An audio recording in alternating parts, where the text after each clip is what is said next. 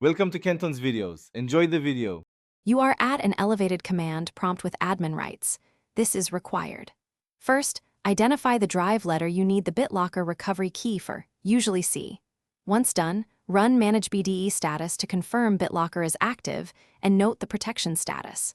Make sure you understand whether the key is stored in Azure AD, Active Directory, or locally. These checks prevent running the wrong retrieval command and clarify where the recovery material lives. Now retrieve the actual recovery information. At the elevated prompt, run Manage BDE protectors get C and press Enter.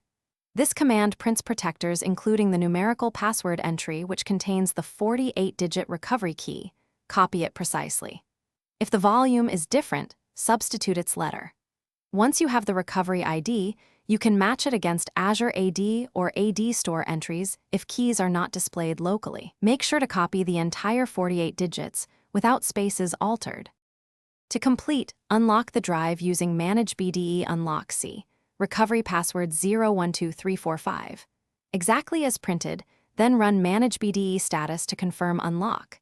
If the numerical password protector wasn't listed, search Azure AD or Active Directory by the recovery key ID you recorded, because keys are often escrowed remotely.